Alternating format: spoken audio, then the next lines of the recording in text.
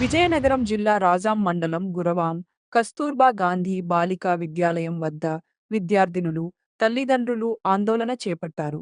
కేజీబీవీలో దుర్గంధభరితమైన వాతావరణంతో విద్యార్థినుల ఇక్కట్లు గుర్తించి తల్లిదండ్రులు, టీచర్స్ని నిలదీశారు. అసౌకర్యాలతో 260 మంది బాలికలు చదివేలా అని ప్రశ్నించారు.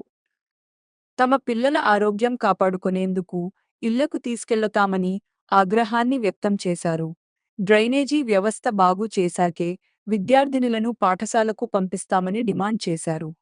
బాలికలకు రక్షణ లేదని, వారితో పనులు చేయిస్తున్నారని విద్యార్థులు, పేరెంట్స్ ఆరోపించారు. పలువురు బాలికలు మాట్లాడుతూ తమకు ఉడకని అన్నం, టిఫిన్స్, కూరలు పెడుతున్నారని, మెనూ సక్రమంగా అమలు చేయడం లేదని ఆవేదన వ్యక్తం చేశారు. మరుగుదొడ్ల సమస్యతో నిత్యం అవస్థలు పడుతున్నామని, తనిఖీలకు వచ్చే అధికారులు తమతో మాట్లాడకుండా, తమ సమస్యలు తెలుసుకోకుండా ఉపాధ్యాయులతో మాట్లాడి భోజనాలు చేసి వెళ్లిపోతున్నారని వారు ఆరోపించారు. తమ సమస్యలు వినేవారు, పట్టించుకునేవారు ఎవరూ లేకపోవడంతో సమస్యల పరిష్కారం కోసం దిక్కుతోచని పరిస్థితిలో ఇంటికి వెళ్లిపోవలసిన పరిస్థితి వచ్చిందని వారు ఆవేదన వ్యక్తం చేశారు. తమ ఇబ్బందులను తల్లిదండ్రులకు చెప్పొద్దంటూ ప్రత్యేక అధికారిని బెదిరిస్తున్నారని ఆరోపించారు. ఇంటర్ వరకు 3 చపాతీలు పెడతారు సార్, కానీ 2 పెడతారండి. అవి కూడా ఉడకవు సార్. ఊతప్ప కూడా చిన్నవే పెడతారు సార్, అవి కూడా ఉడకవండి. బంగాళదుంపలు కూడా చిల్లాలతో ఒలిపిస్తారు సార్. ఉంటారు సార్, అంత వేగంగా పని అయిపోతే అంత వేగంగా సార్ చూసుకుని చూస్తారు. ఎవరు ఆంటీస్ స్లీపర్స్ స్లీపర్లు కూడా మీ రూములు తోడట్లేదా?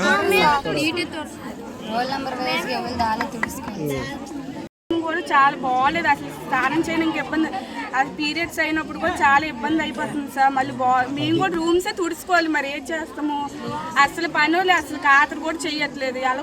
ఎలాగుంటాం సార్ ఈ హాస్టల్లోనే, అది చెప్పండి సార్.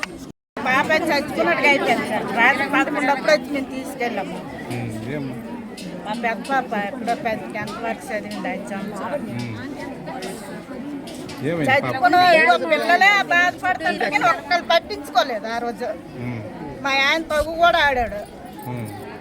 మీకు ఇన్ఫర్మేషన్ ఇవ్వలేదు? తుడిసిన ఆవిడ మా వాళ్ళ ఎం చెప్తే వచ్చాము. బాగోపోతే చెప్పలేదు అసలు కౌరు కూడా ఇవ్వలేదు. ఇక్కడ వాళ్ళ ఫోన్లు మాత్రం 20 గంటలు ఫోన్ పొలాల్లోకి వెళ్ళిపో ఫోన్లు మాత్రం వాడుకున్నారు సార్. ఊళ్ళోనే ఇక్కడ ఫుడ్ కూడా బాగోలేదు, ఏమి అసలు సదుపాయాలు అసలేం బాగోలేదు. బాత్రూమ్లకు డోర్లు లేవు, బాత్రూమ్లు అసలు క్లీన్ చేయట్లేదు. తర్వాత ఇక్కడ స్నానాలు చేసినప్పుడు ఖాళీ ప్లేస్ ఉంది సార్. ఇక్కడ అందరూ ఆడపిల్లలు స్నానాలు చేస్తారు, తెల్లవారి సాయంకాలం స్నానాలు చేస్తారు. అక్కడ ఖాళీగా ఉంది చూడండి ఒకసారి, ప్లేస్ మొత్తం ఖాళీయే. తర్వాత ఇక్కడ డ్రైనేజ్ ఒకటి బాగోలేదు సార్. తర్వాత ఇక్కడ బట్టలు ఉత్తుకున్నప్పుడు కూడా సదుపాయంగా ఉండట్లేదు అట్లా పిల్లలకి అడిగితే చెప్పారు.